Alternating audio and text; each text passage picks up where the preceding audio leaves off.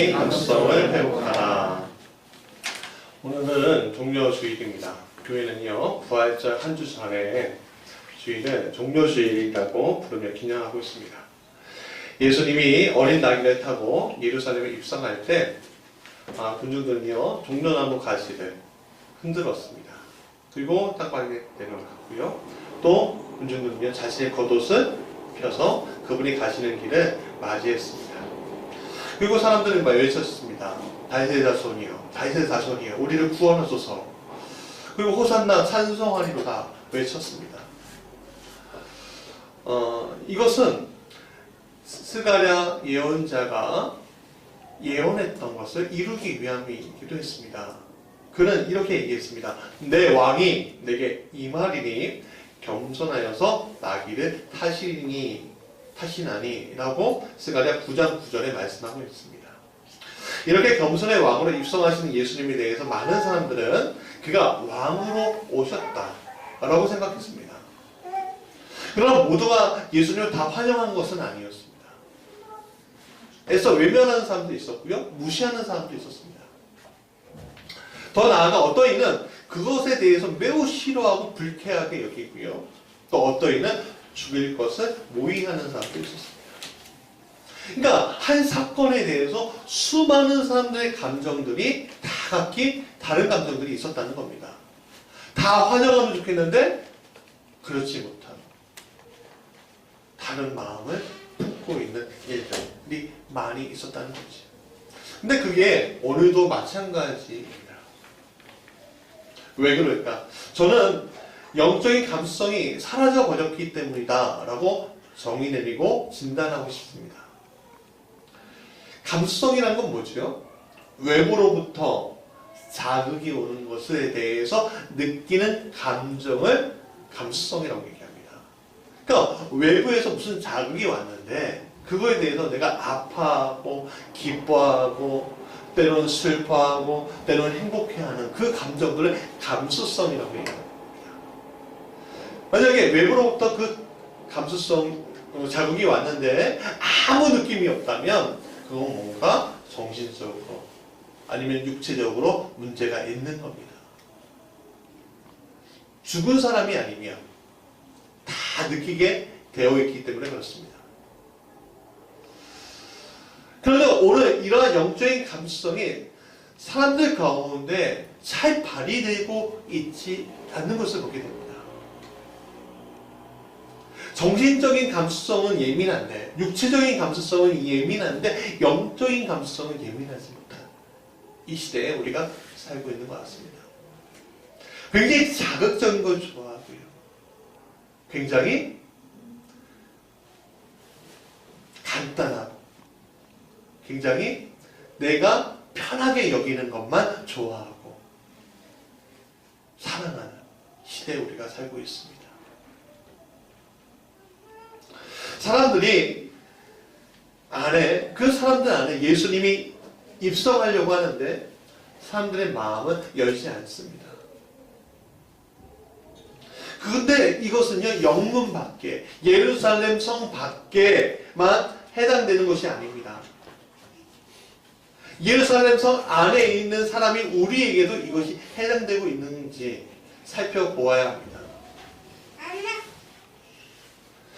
교회는 정해서 다니지만 예수님에 대해서 모르는 이들이 너무 많이 있습니다. 예전에 한 교회 부목사로 섬길 때 예배당에 들어가지 않고 그 예배당 문 밖에서 그냥 스마트폰 보고서 그 예배 시간이 지나가기를 바라던 사람들이 너무너무 많았습니다. 교회 왔는데 물론 거기에는 여러 가지 이유들이 있겠죠. 여러 가지 이유들이 있을 겁니다. 억지로 따라 들어온 사람들이 있을 거고요. 어쩌면 목사에게 실망해서 그런 이들도 있을 겁니다. 영적 리더로 부족한 것들이 눈에 띄었을 때 많이 실망할 수 있겠죠. 어쩌면 우리 성도들도 저에 대해서 실망한 부분들을 가지고 있을지도 모르겠습니다. 때로는 교회에 대해서 실망할 수 있을 수 있습니다. 다른 교회처럼 아니면 세상처럼 다른 것도 체험받고 싶은데 하는 마음이 앞서서 문제가 일어날 수도 있습니다. 때로는 성도들 사이에서 문제가 일어날 수 있죠. 아니 사랑하라고 하는데 사랑하지 못하네.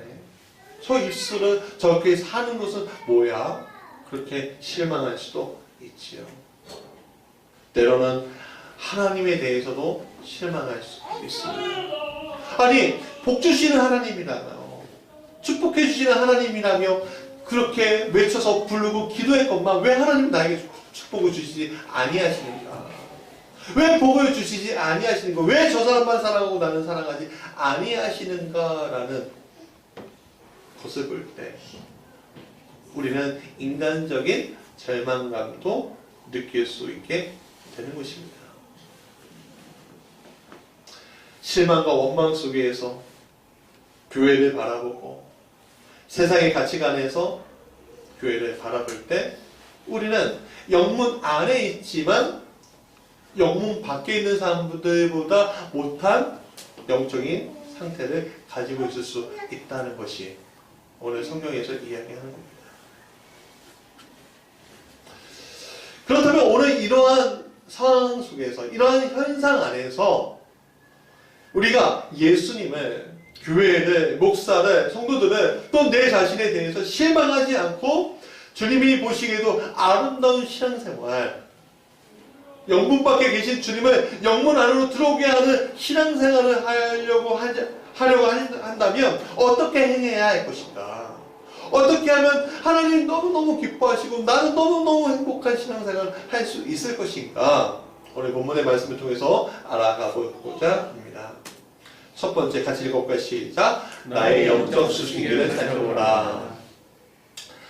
제 자동차가 소형차인데 가끔 안테나가 말썽을 일으킬 때가 있습니다. 라디오를 딱 틀면 정확하게 안 잡힐 때가 있어요.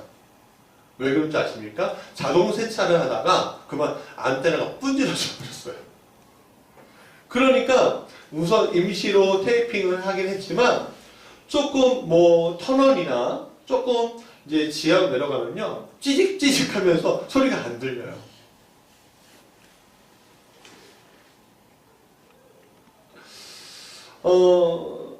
왜 그렇죠? 왜 찌직 소리가 나죠? 주파수가 안 맞기 때문에. 주파수가 맞지 않기 때문에 찌직 소리가 나는 거죠. 마찬가지입니다. 교회의 많은 문제점들이 우리가 바라보고 아니면 나의 삶의 태도의 문제점들은 오늘 이러한 그것들을 다 가지고 한마디로 이야기한다면 우리의 영적인 주파수가 제대로 맞춰지지 않았기 때문이다 라고 정의할 수 있습니다. 내 마음 가운데서는 내 육체 가운데서는 맞춰진 것 같은데 내 영 안에 있는 이 감수성에 대한 부분에서는 맞춰지지 않은 거예요. 그런 분들을 많이 봤습니다. 때로는 저도 그런 일들을 경험하기도 했습니다. 가끔 가다가 영적인 고갈이 저한테도 올 때가 있어요. 그럴 때마다 찌직 소리가 나는데 여러분들은 어떠십니까?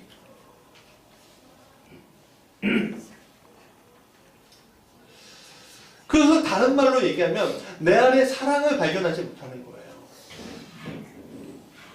내 안에서 사랑이 발휘되지 않을 때 저는 영적으로 너무너무 힘든 경험들을 많이 했습니다. 사랑해야 되는데 사랑하고 싶은데 또 내 삶의 태도에서 사랑보다는 비난이 너무너무 많을 때가 보여집니다. 영적인 수신기가 고장난 겁니다. 왜? 내가 사랑하지 못하고 사랑받지 못하기 때문에 그것을 느끼지 못하기 때문에 내 영적인 수신기가 고장난 거죠.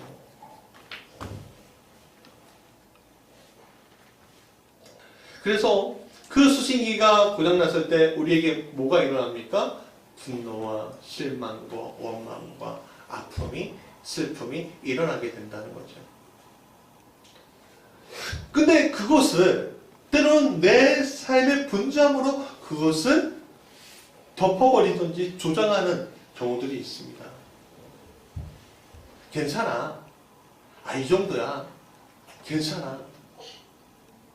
오늘 기도 못하고 했는데, 하나님 다 이해하시겠지, 뭐. 오늘 식사기도 못했네. 오늘 예배 못 드렸네. 오늘 말씀 못 읽었네. 하나님 생각을 한 번도 못했네. 하면서 할 때, 괜찮아. 하나님 다 이해하시겠지. 사랑의 하나님이지. 그렇게 우리가 또 우리의 거짓된 가치관으로, 우리의 거짓된 마음으로 포장하고 있는지 모릅니다.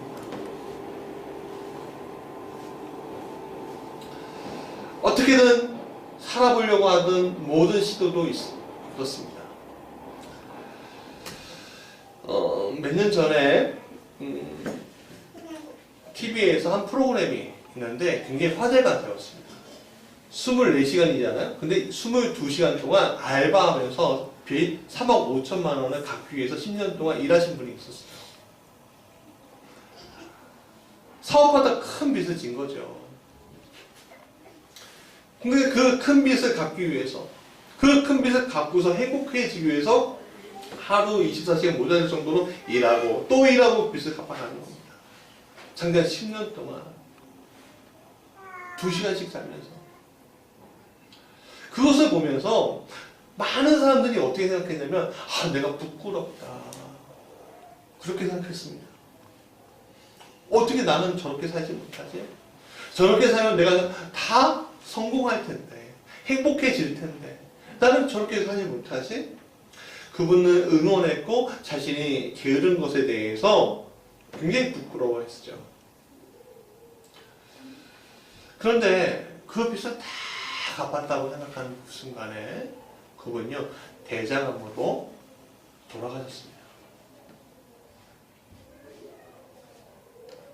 아니, 어떻게든 남에게 폐해를 끼치지 않고 어떻게든 행복해보고 했다고 열심히 살아갔는데 자신의 병든 몸을 보지 못했던 거죠. 장하고 훌륭합니다. 세상적인 가치관 안에서도 또 교회의 가치관 안에서도 그분은요, 정말 멋있는 분입니다. 남에게 어떻게든 피해를 안 끼치고 자랑스럽게 한 인간으로서, 한 사람으로서, 한 국민으로서, 한 시민으로서 내가 가장으로 살아보겠다 하는 열심이 있는 분이잖아요. 우리도 이렇게 열심히 있어야죠. 그러나 그렇게 행복해질 수 없었습니다. 그렇게 끝나버리니까 얼마나 허무해요. 우리의 결론은 열심히 일하면 행복하다, 행복해질 것이다, 그런 결론에 이르러야 하는데, 그게 정답이어야 하는데 그게 안 되더라 이거지요. 그래서 사람들도, 그 소식을 접한 사람들도 더 이상 그의 삶이 부럽다고 하지 않습니다. 최선을 다해요. 근데 왜 그런 거지요? 초점이 잘 맞춰지지 않았기 때문에 그렇습니다. 초점이요. 우리는 행복으로 가기 위한 초점을 열심히 일하는 것으로도 맞출 수 있습니다. 그러나 오히려 행복으로 가는 주파수를 잘못 잡아 버리는 것입니다. 오늘 우리가 그렇습니다. 잘못된 주파수를 잡아버리면 우리의 인생이 열심히 살았는데도 불구하고 허무하게 끝날 수 있는 겁니다. 예수님은 예루살렘 성으로 들어가는 그 길에서 결국 벗어남이 없었습니다. 어린 나귀를 타고 예루살렘으로 곧장 가셨습니다. 그곳에 입성하셨습니다. 정확하게 오셨습니다. 마찬가지로 오늘 예수님은 우리 마음에 오시는 길을 결국 빗나가지 않으십니다. 우리 마음으로 들어오려고 하십니다. 근데 왜 우리는 예수님을 만나지 못할까요? 그것은 내 채널이 예수님께 맞추고 있지 못하기 때문에 그렇습니다. 그래서 우리가 예수님이 오시는 장소에 있지 못하거나 예수님의 존재를 느끼지 못하거나 때로는 그분이 그리스도라 인정하지 못하는 겁니다. 그런데 그것이 꼭 우리의 잘못 때문일까요? 다 내 탓일까요? 상당 부분 내 탓일 수 있습니다. 그러나 우리가 또 다른 존재에 대해서 인정할 줄 알아야 합니다. 그건 뭐냐면 죄라는 거죠. 또 사탄의 존재라는 거죠. 사탄은 오늘도 우리의 영적인 감수성을 온갖 혼란하게 만들기 위해서 오늘도 노력합니다. 삐까번쩍한 것들을 우리에게 보여주고요. 우리의 마음에 상처를 주고요. 우리의 마음 가운데 이기지 못하는 것들을 줍니다. 너 이길 수 없어. 너 어떻게 승리할래? 너 어떻게 행복할 수 있어? 너 지금 가는 게 괜찮은 거야. 너 돌이키면 더 큰 일이 일어나. 라고 우리에게 말합니다. 사탄이 방해하는 거죠. 이런 방해로 인해서 우리가 이미 예수의 피로 죄사함을 받고 이제 예수님만 바라보며 가면 되는데 그것이 발휘가 되지 않고 내 안에 있는 죄의 경향성들이 계속 그 길로 가게끔 만들어주고 있다는 것에 대해서 오늘 우리가 보아야 한다는 겁니다. 그래서 그것이 오늘 발동하고 있으니까 역사하시는 그 하나님, 그리스도이신 그 하나님, 나를 위해 죽으신 그 하나님, 나를 행복하게 하시고 축복하게 하시는 그 하나님을 발견하지 못하게 되는 거죠. 그것의 대표적인 예가 에덴 동산의 이야기입니다. 에덴 동산에서 사람은 누구와 동행하게 돼 있었죠? 누구하고요? 그렇죠. 하나님하고 동행하는 것이 인간이 누리는 가장 큰 권리고 유일한 권리였습니다. 다른 것들은 누리지 못하는 것이었어요. 그런데 그런 특권을 받았는데 그러던 중에 뱀이 사람에게 잘못된 신호를 줬는데 그것은 누가 잡아버려요? 사람이 잡아버리잖아요. 잡아버리니까 어떻게 해요? 하나님한테 시선이 가야 하는데 어디에 시선이 가버려요? 선악과의 시선이 가버리잖아요. 매우 먹음직한 그 선악과.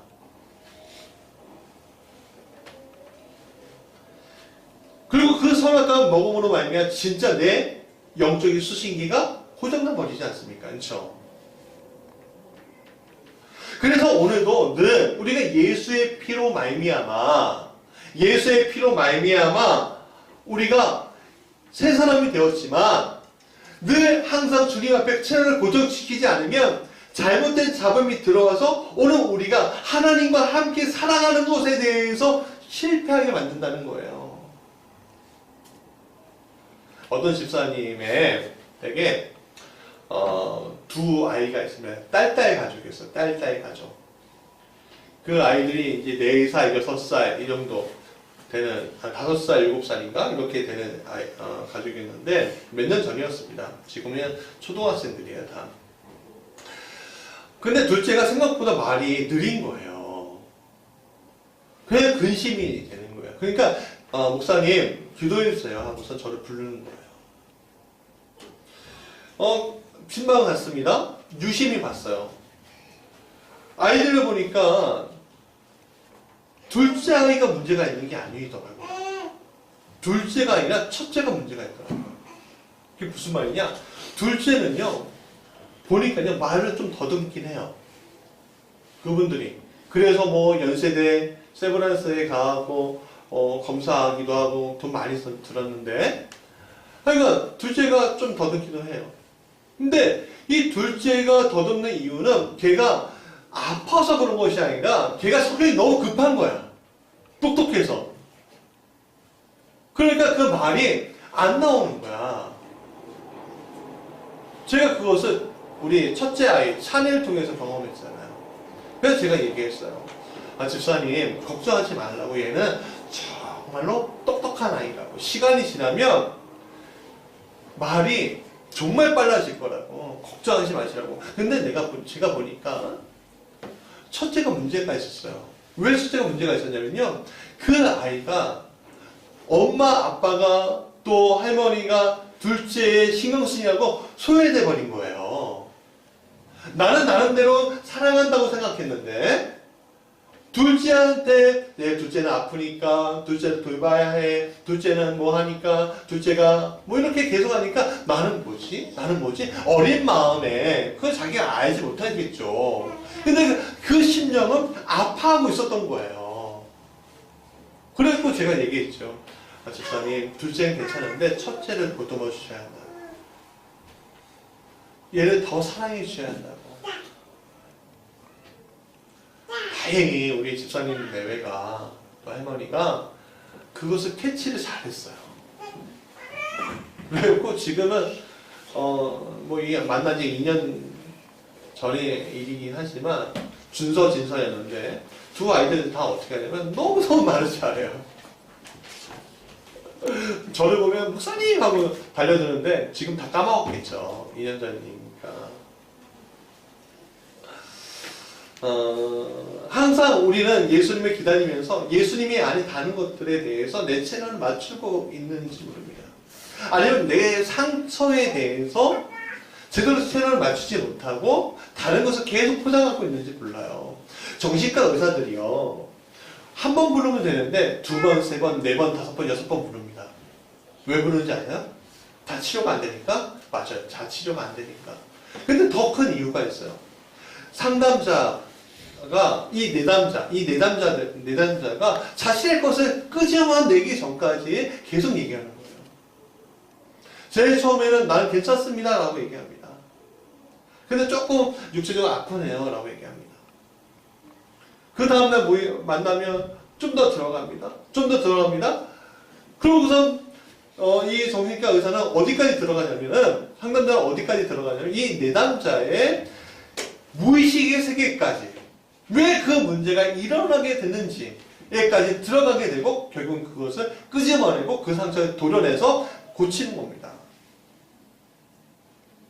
그러니까 오늘 예수님이 내 안에서 동문으로 오시는데 우리의 서문에 있는 거예요. 북문에 있는 거예요. 남문에 있는 거예요. 그럼 어떻게 해요? 주님이 계신 그곳으로 가야죠. 근데 자꾸만 다른 채널을 맞춰놓고서 주님이 내 안에 안 들어오시네? 그렇게 있는 거예요. 그것은 우리의 입술 가운데 나타나는 언어를 보면 알 수 있습니다. 내 입술에 화가 더 날수록 불이 오를수록 내 삶의 자리가 교회나 예배의 자리가 아닌 사람들이 가득 찬 자리로 나아갈수록 나의 초점이 잃어버린 영혼이 아닌 다른 것들에 대해서 집중할수록 그런 일들은 우리에게 계속 벌어지고 있는 거예요. 우리는 우리의 삶이 행복하기 위해서 여러 가지 것들을 채우며 집중하지만 그러면 그럴수록 우리는 하나님이 우리에게 주시는 그런 영적인 감수성을 잃어버린 결과를 우리가 가지게 된다는 겁니다. 그렇다면 우리가 행복의 길로 가기 위해 하나님이 주신 이 영적인 감수성을 회복하기 위해 어떻게 해야 할까? 성경은 두 번째 같이 읽어봅시다. 시작. 하나님의 형상을 회복하는 데 집중하라고 얘기하는 겁니다. 우리가 하나님의 형상을 회복하기 위해 집중하기 위해 절대 필요한 영적인 감수성에 하나가 있습니다. 그게 뭐냐면 바로 사랑이라는 단어입니다. 본문 요한일서 4장 7절에 이렇게 얘기합니다. 뭐라고 하죠? 사랑하는 자들아 우리가 서로 사랑하자라고 얘기해요. 누구요? 우리 보고 사랑하는 자들아 라고 얘기해요. 누가 우리를 사랑해요? 주님이 우리를 사랑하고 영적인 지도자가 우리를 사랑하고 우리 서로가 우리를 사랑하는데 이제는 사랑하는 사람들끼리 서로를 사랑하세요. 사랑을 받지 말고 사랑하는 자리에까지 가세요. 그런데 이 말씀이 너무너무 우리에게 너무 힘들어요. 왜 그렇죠? 왜 우리에게 이게 힘들까요? 노래 가사처럼 사랑하고 싶으나 사랑하기에 너무 먼 당신이기 때문에 그럴까요? 이런 거죠. 사랑하고 싶어요, 우리도. 그러나 일방적으로 사랑하기는 싫은 거예요. 사랑하고 싶어요. 그러나 저쪽에서 먼저 나는 사랑해 주기 원해서 그러는 거예요. 그래서 서로 사랑하는 것이 싫은 거예요. 그런데 우리가 원래 이렇게 살아가는 것이 힘든 존재는 아니었어요. 왜냐하면 우리 창세기 1장 27절에 뭐라고 되어 있냐면 하나님이 자기 형상 곧 하나님의 형상대로 사람을 창조하시되 남자와 여자를 창조하시고 라고 했습니다. 자, 우리는 하나님의 형상으로 태어났습니다. 하나님은 어떤 분이에요? 사랑의 하나님이잖아요. 그러면 사랑의 형상을 우리 안에 가지고 있는 거예요. 우리가 자식이 태어나면 사랑합니까? 싫어합니까? 사랑하잖아요. 내가 사랑하는 사람을 만나면 사랑합니까? 싫어합니까? 사랑하잖아요.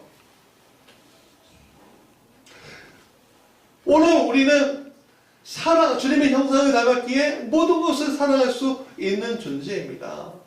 28절에 이렇게 얘기합니다. 하나님이 그들에게 복을 주시며 하나님이 그들에게 이르시되 생육하고 번성하여 땅에 충만하라 땅을 정복하라 바다의 물고기와 하늘의 새와 땅에 움직이는 모든 생물을 다스리라 하셨습니다. 그래서 우리는 이 땅에 생육하고 번성하고 땅에 충만하고 땅을 정복하는 존재, 이 땅을 다스리는 존재는 우리를 만드셨는데 어떻게 하라고요? 사랑으로 그것을 다스리라고 주님이 하신 거예요. 즉 무슨 말이냐? 사랑함으로 생육하고 사랑으로 번성하고 사랑함으로 충만해서 사랑으로 정복하고 사랑으로 다스리는 존재로 우리를 만드셨다는 거예요.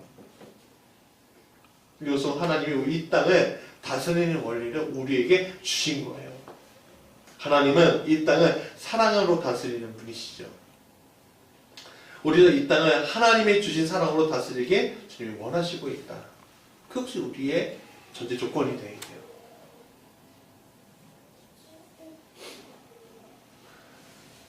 그것은 에덴 동산 이후 하나님이 이 세상을 가창조하시기 전 이후 오늘까지도 해당되는 이야기입니다. 그 대표적인 예가 뭐지요? 바로 그의 외아들 예수 그리스도를 이 땅에 보내신 거예요. 9절 같이 읽어볼까? 시작. 하나님의 사랑이 우리에게 이렇게 나타난 바 되었으니 하나님이 자기의 독생자를 세상에 보내심은 그로 말미암아 우리를 살리려 하심이라. 하나님은 자신의 가장 중요한 성품인 사랑으로 우리에게 다가오시고 통치하고 있습니다. 마찬가지입니다. 우리는 이 땅을 하나님의 사랑으로 사랑하며 다스릴 수 있는 힘이 있다는 것을 우리가 이해하고 있고 믿어야 한다는 겁니다. 그러나 문제가 있어요. 우리를 가로막는 문제. 그게 바로 죄의 문제인 거예요. 그래서 오늘 우리 스스로 하나님이 주신 형상을 회복하기 전까지는 진정으로 사랑한다는 것에 대해서 진정은 너무너무 어려운 거예요. 저도 목사지만 사랑하는 게 어려운 사람들이 있어요. 아직까지도. 참 이상해요. 또 그 순간에 멈추고 목사 안수 받은 다음에 사랑하려고 많이 노력했는데도 불구하고 계속 이상하게 사랑 못하는 일들이 생겨요. 그런 걸 볼 때마다 내가 어떻게 목사가 됐는지 여기에서 이 강대상에서 설교하고 있는 제가 정말 부끄럽습니다. 미안합니다. 네. 미안해요. 근데 왜 내가 사랑하지 못할까 생각해보면 내 안에 상처가 너무 많아요. 트라우마 때문에 그것들이 막 나를 짓이고 누르고 있는 것을 보게 돼요.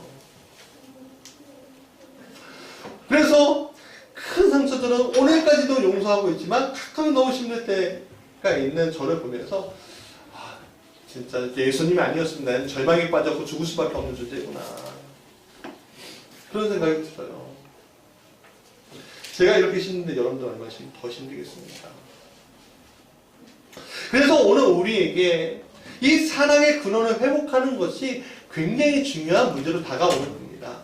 하나님의 형상을 회복하는 것이 정말 중요합니다. 그 사랑을 회복하면 나의 원수일지라도 사랑할 수 있기 때문입니다. 주님이 나에게 주신 모든 사랑의 권리들이 온전하게 회복되는 순간들은 우리가 맞이할 수 있게 되는 거죠. 그런데 그렇게 회복하기 위해서 내 쪽에서 행사할 수 있는 일이 있습니까? 아무것도 없어요. 벼룩이 뛴다고 새가 됩니까? 벼룩이 이제? 그렇잖아요. 그러니까 실제로 내 자신을 회복할 수 있는 게 아무것도 없어요. 그래서 하나님께서 이 회복을 위해서 유일한 방법으로 누구 주셨어요? 세 번째 같이 읽어볼까요? 회복은 오직 예수 그리스도의 피만이 해결할 수 있습니다. 어렸을 때 저도 뭐 PC게임 이런 것들을 해본 적이 있습니다. 근데 그 PC게임들을 보면서 재밌는 것을 발견했는데 이 체력을 회복해야 되잖아요. 내 아바타가 막 싸우다가 체력을 회복하려면 어떻게 해야 됩니까? 이 회복시켜주는 아이템을 내가 먹어야 돼요. 그리고 눌러갖고 가면 짜자잔 이렇게 되는 거죠. 근데 그 아이템 색깔이 항상 뭔지 아십니까? 빨간색이더라고요. 피색이에요. 그렇죠? 그것을 보충해주면 아바타들이 처음과 같이 생생하게 활동할 수 있게 되더라 이거죠. 우리를 사랑으로 회복시키는 것이 바로 피예요. 누구의 피? 내 피예요? 저 사람 피예요? 그렇죠. 주님의 피예요. 예수님의 피예요. 예수 그리스도의 피 말입니다. 그래서 예수님은 오늘 우리를 위해서 피 흘림을 주저하지 않고 아버지의 뜻대로 어디에 입성하시는 거예요? 예루살렘에 입성하시고 내 안에 입성하고 계시는 거예요. 왜냐하면 우리에 대한 아버지의 사랑을 확증하기 위해서 하는 거죠. 10절 같이 읽어봅시다. 시작. 사랑은 여기 있으니 우리가 하나님을 사랑하는 것이 아니요 하나님이 우리를 사랑하사 우리 죄를 속하기 위하여 화목제물로 그 아들을 보내셨습니다. 라고 했습니다. 성경이 이걸 화목제물이라고 얘기해요. 화목이라는 게 뭐예요? 저 사람과 내가 평화를 회복하는 것은 화목이라고 얘기하잖아요. 그러니까 죄로의 문제 때문에 가로막힌 그 문제는 하나님은 그 아들을 이 땅에 보내시고 희생함으로 만드심으로 말미암아 사랑의 확증을 우리에게 보여주신 거예요. 그래서 예수님은 사실은 이렇게 얘기하신 겁니다. 시작. 예수께서 이르시되 내가 곧 길이요 진리요 생명이니 나로 말미암지 않고는 아버지께로 올 자가 없다라고 얘기하는 겁니다. 예수님의 피만이 오늘 우리를 온전히 회복시켜서 온전하게 사랑의 힘을 배출해 낼 수 있게 우리를 만들어 주신다. 그게 우리에게 진리로 다가올 수 있는 거죠. 그 진리가 우리한테 올 때 행복해질 수 있는 겁니다. 왜? 내 눈의 꺼풀이 그 핍박자 사울의 눈꺼풀이 벗기듯이, 그래서 전도자 바울로 바뀌듯이 오늘 주님이 내 눈꺼풀을 피로써 바꿔버리면 어떻게 해요? 영적인 눈이 떠지는 거예요. 그 영적인 눈을 우리는 영적인 감수성이라고 이야기할 수 있는 거죠. 주님의 능력을 회복할 때, 우리의 영적인 감수성을 회복할 때 우리는 예수님과 완전한 동행을 할 수 있는 겁니다. 주님이 내 안에 있습니다. 내가 주님 안에 있는 것을 발견하게 된다는 거죠. 그리고 오늘 우리를 창조하시고 이루시려고 하는 그 모든 아버지의 계획, 그 아버지의 계획이 이제는 톱니바퀴에 맞추듯이 마치 시계가 돌아가듯 자기의 그 알람을 위해서, 자기의 그 시기를 위해서 돌아가듯 차곡차곡 움직이는 것을 누가 경험하게 돼요? 저 사람이 경험해요? 내가 경험해요. 내가 경험하는 거죠. 내가 여러분들이 어떤 걸? 사랑으로 회복된 영적인 감수성을 회복한 여러분들이 경험하게 된다는 거예요. 그럼 어떤 일이 일어나요? 그때야 비로소 하나님이 나한테 주신 그 계획들이 내 안에서 펼쳐지면서 축복의 삶이 우리에게 들어온다는 거죠. 그것은 우리가 돈이 많고 적음의 문제가 아닙니다. 내가 오늘 내가 행복하게 살고 있느냐? 내가 너무 즐겁게 살고 있느냐? 누구 안에서? 내 안에서? 주님 안에서. 그것을 이야기하는 겁니다. 자, 말씀의 결론입니다. 사랑하는 여러분, 영적인 감수성을 회복하는 일은요, 예수님이 나와 동행하는 것을, 나를 위해 피 흘려 주신 것을 깨달아서 영원한 하나님 나라에 내가 들어가는 것, 하는 시민권을 내가 취하는 것입니다. 그게 우리에게 축복으로 다가와야 돼요.